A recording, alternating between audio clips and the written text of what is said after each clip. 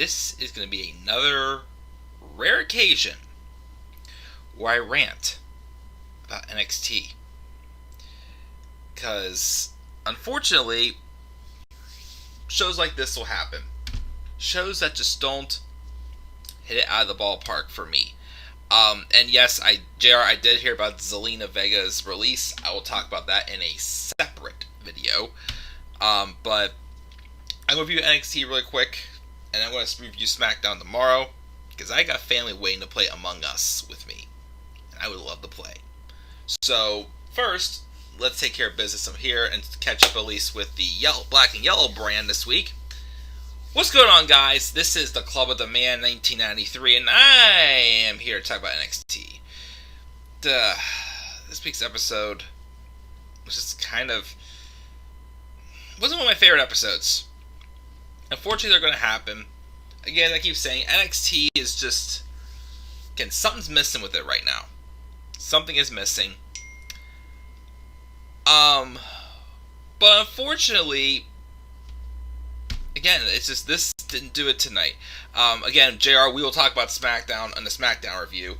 But this was one of the shows I was just like, for the most part, I'm like, okay, I can accept these shows. This one, I was like, kind of average. Kind of very around the circle. And they did another maneuver that just kind of made me go like, what the hell? I mean, I hate to do it in some way because of the talent involved. But then the person who came out the victim of this, I'm just like, makes me mad. So yeah, kind of an average episode. Kind of like a, oh, I saw this happening episode. Like, there was, the results was like very, very generic. Nothing, a shock. Nothing that special. I just didn't really care about this episode, unfortunately. But yeah, again, of course, people are discussing SmackDown and the release of Zelina Vega today. I'll talk about that in a completely separate video over the weekend. But that will come. It's just like, I just really don't care. I mean, I'm sorry, this was one of those episodes of NXT I just really did not care. Not much really happened on this show, and it was a very skippable episode, I thought. It's going to happen, though. As I can say, it's going to happen. Did Finn Balor relinquish the NXT champion? Hope not, because he's one of his favorite champions. I haven't heard yet if he is going to or not, but he is supposed to be, being on NXT next week to, talk about the state of that championship. So who knows? But I have heard rumors that Karrion Kross is doing pretty good.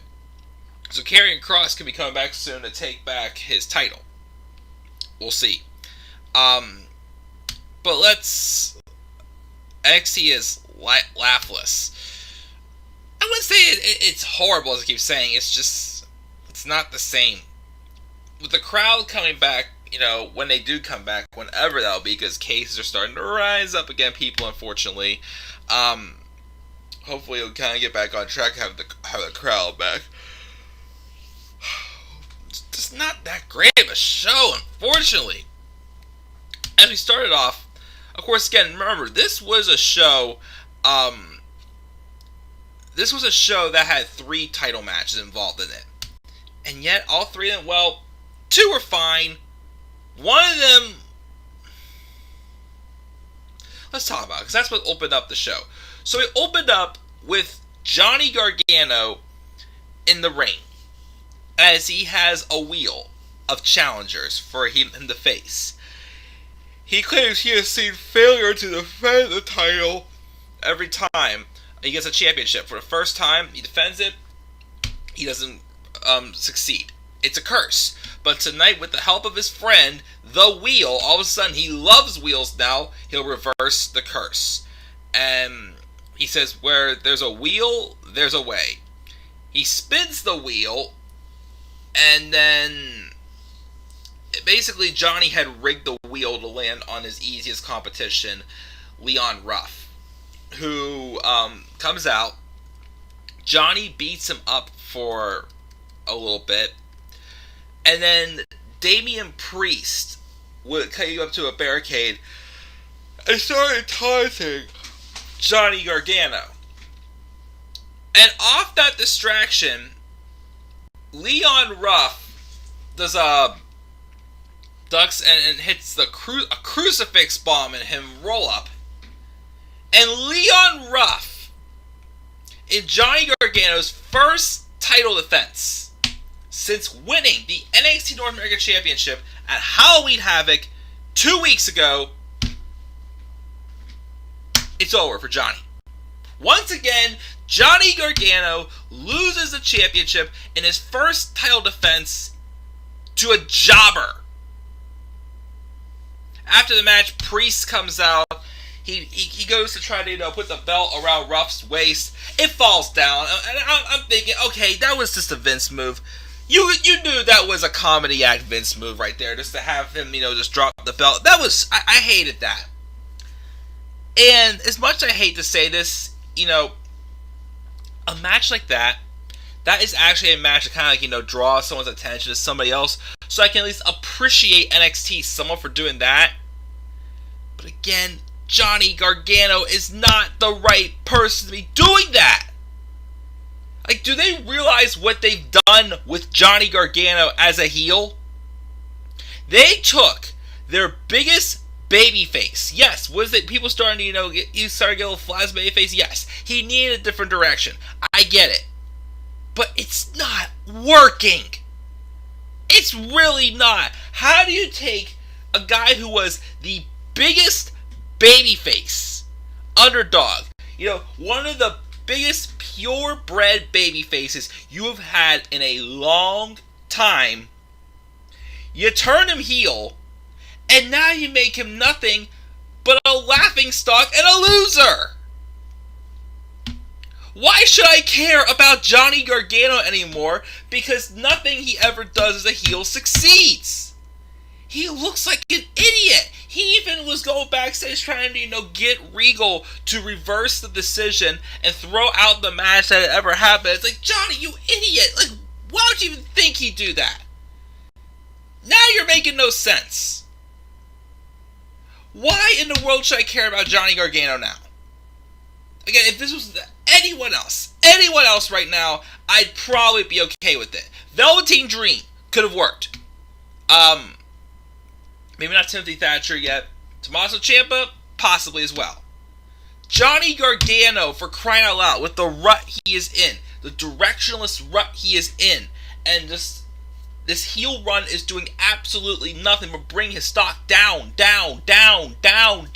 He's not making his heel character interesting at all whatsoever, and he's making himself look like an idiot. I mean, when he turned heel, yes, it was one of the most heartbreaking moments of my wrestling career, in my time as a wrestling fan. Because again, that was a beloved, hard-nosed, purebred babyface they just made into a villain. I felt the same way. Well, Daniel Bryan's was even more shocking to me. I felt the same way when Daniel Bryan turned heel in 2018. But you know what? Daniel Bryan at least made that heel run work. He made himself relevant. He dug into the character. Johnny Gargano is just looking like a buffoon.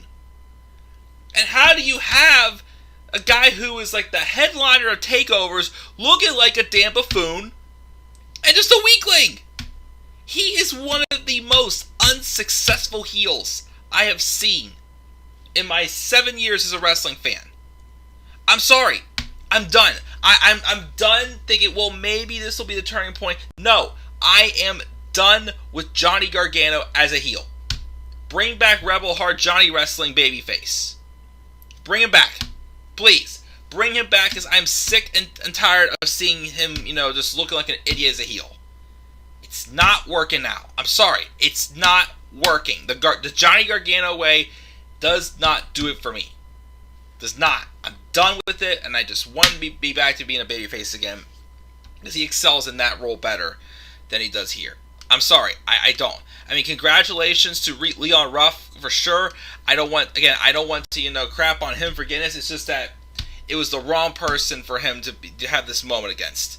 So yeah, Johnny Gargano loses the championship to Leon Ruff, who can't even keep it around his damn waist. So we have all that. The second match we had for the championship was the Cruiserweight title match between Santos Escobar and Jake Atlas. Not a bad match. My question, though, is how did Jake Atlas get this match? How? Just by beating up Legado del Fantasma. And he lost a non-title match to Escobar at Halloween Havoc. So why did this match take place? I don't know. Santos Escobar got the victory to retain the title. Fine. Dexter Lumis was painting his win over Cameron Grimes, and then we see Raquel Gonzalez walk into the ring. We also have a segment with Shotzi Blackheart to tell us how much the tank meant to her. It was more than just a cool vehicle she rode, and it represented freedom and family. They're not even, because Shotzi isn't interested in getting even. She just wants to kick Candice's ass.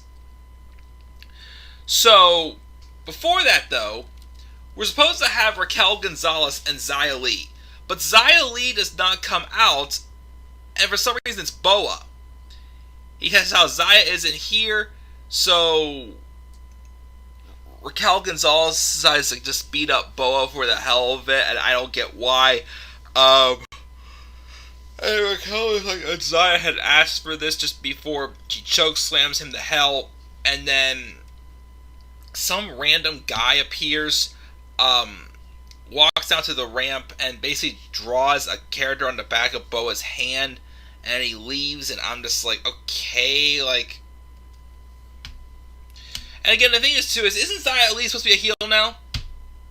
So why is Raquel Gonzalez squashing her and Boa like idiots? Again, can we stop turning everybody heel? Get some baby faces! Everybody's either an asshole or they're just a lunatic, and it's driving me crazy. We need baby faces. Seriously, stop with all the heel turns. You know, I want to go back and look at how my turn lists I've done, which I have a couple more I want to do, of course. And everybody's turning heel. We've had some that make sense, some that don't, but the thing is, again, you can't survive with making everyone villains. Stuff like this, I just don't care. Who are we supposed to hate? Raquel Gonzalez? Or Xia Li? Somebody, tell me, I'm confused. We got that, and then Austin Gray was interviewed backstage before Timothy Thatcher attacks him, and then he then throws Austin Gray and Dexter Lumis's art, but Dexter Lumis shows up not happy, and then they set up for a match between the two of them later on in the show. Toni Storm took on Candice LeRae. The match was fine. Candice LeRae beat Toni Storm, but afterwards, Toni Storm attacks Candice until Ghostface makes the save. Then Shotzi Blackheart comes in, evens the odds with a heel stand tall. As of course, obviously we knew who it was. The person dressed as the Grim Reaper Ghostface, everyone call it, was Indy Hartwell. We could have guessed that. So we got that. Breezango cut a promo backstage. Howard Breeze says they worked for 5 years to get the belts, and too hard to have them taken away by Pat McAfee, who isn't even in NXT. But Fandango says he isn't even a wrestler. And Breeze says tonight they're going to not only get Goofy Breezango, they're going to become two-time champs in their main event against Oney Lorcan and Danny Burch. Timothy Thatcher took on Dexter Lumis in a solid match. Cameron Grimes though came out. And then, off of distraction though, Thatcher, gets the 3 off a crucifix bomb, as he beats Dexter Lumis, and afterwards, when Lumis goes after Grimes, Grimes snaps his bad arm off the top rope and puts a burlap sack on Loomis's head, and then Cameron sets him on a chair and nails him with a caveman on a chair for payback for the haunted house match. Whatever.